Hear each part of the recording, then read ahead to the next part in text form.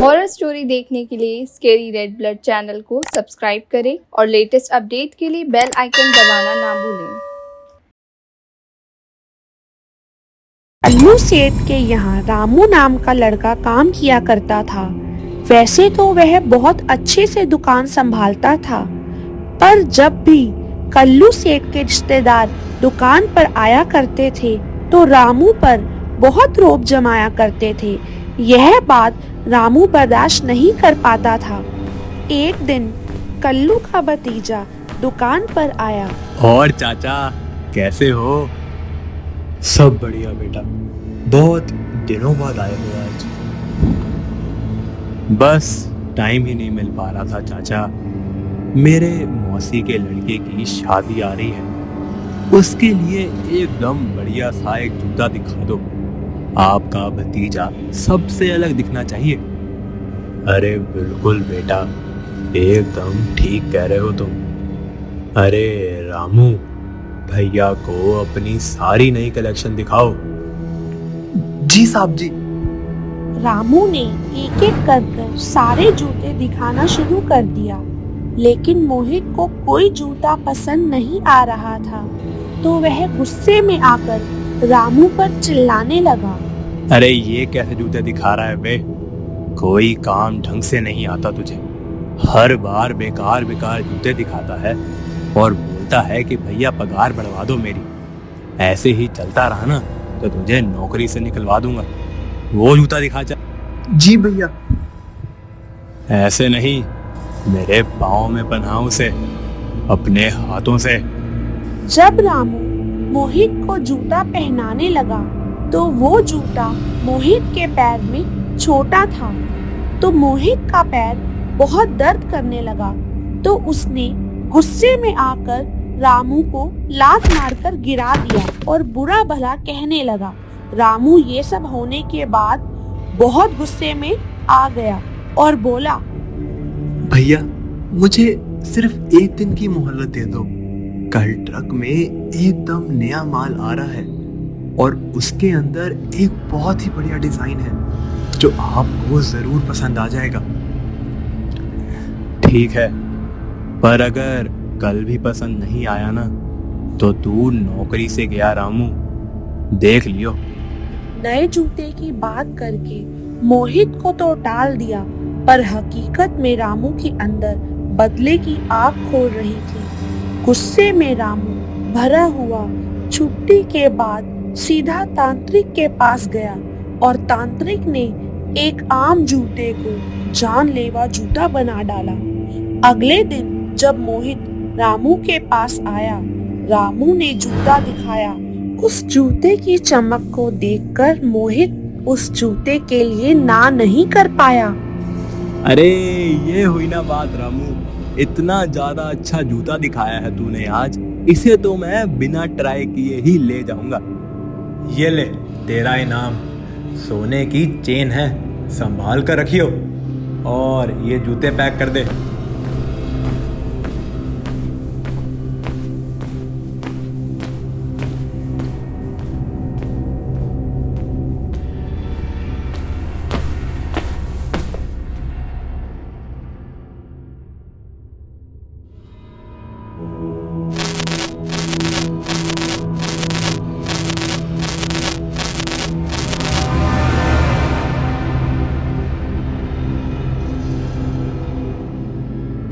मोहित की बीवी शालिनी मोहित को ढूंढने लगी, लेकिन मोहित कहीं नहीं मिल रहा था।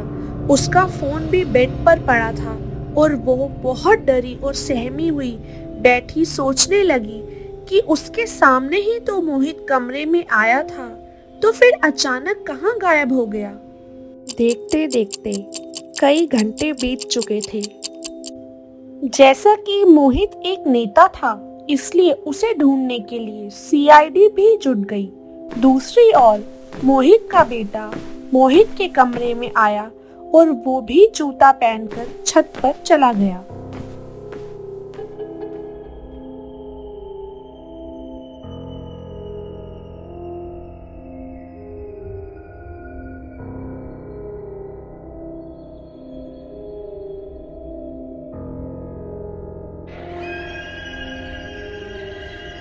सीआईडी की टीम मोहित को ढूंढने लगी। तभी वहां एक खौफनाक घटना घट गई। बहुत कोशिश के बाद भी कोई सुराग नहीं मिल रहा था।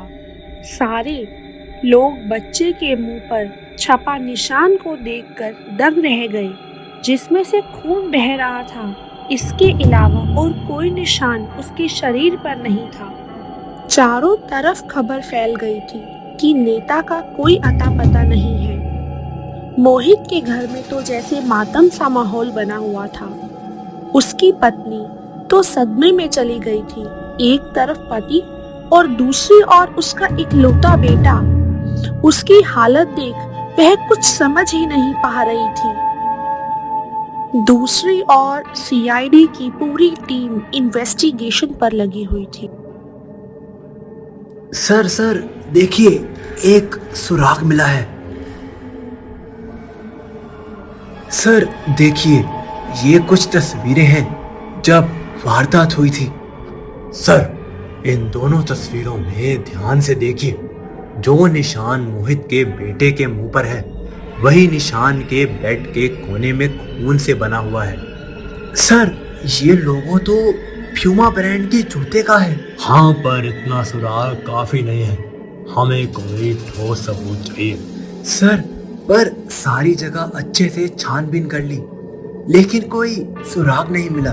पर कोई ना कोई कोना ऐसा भी होगा जहां हमारी नजर नहीं गई हो सकता है कि मोहित वही हो।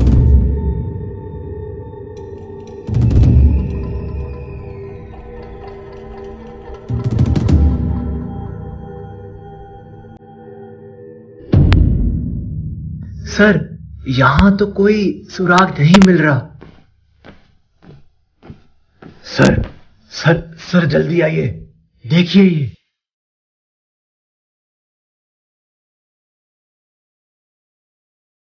ओह माय गॉड, इस लाश का तो बहुत बुरा हशर हो रखा है।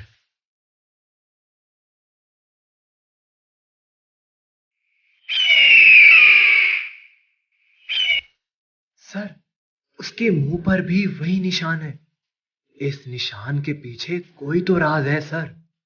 सर, मुझे तो लग रहा है कि किसी जूते के पीछे ये सब हो रहा है। ये कैसी आवाज है?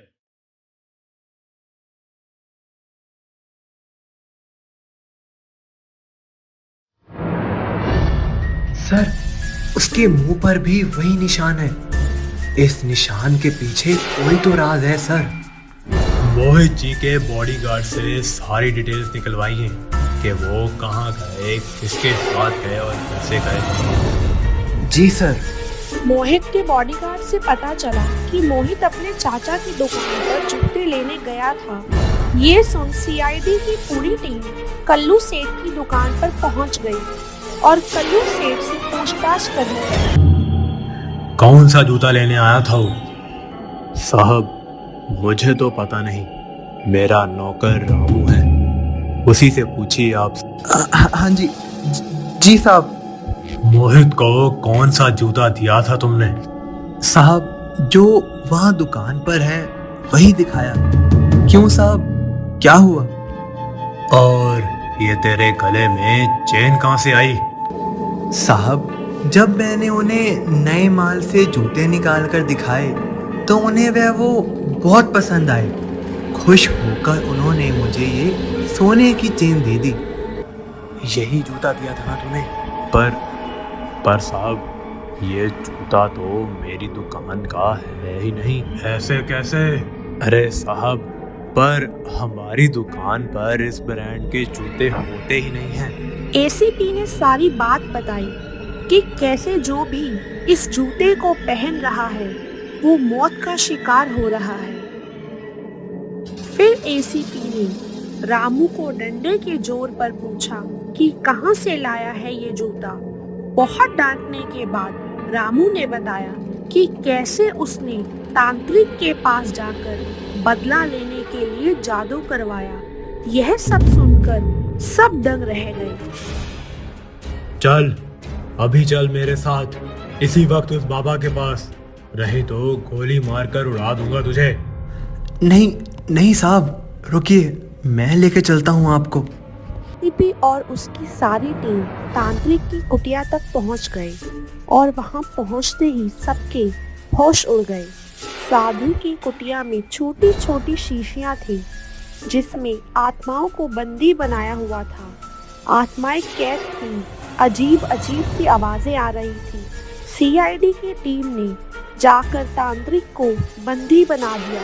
तांत्रिक के कमरे में आग लगा दी गई। तांत्रिक और रामू आज तक जेल में कैद हैं।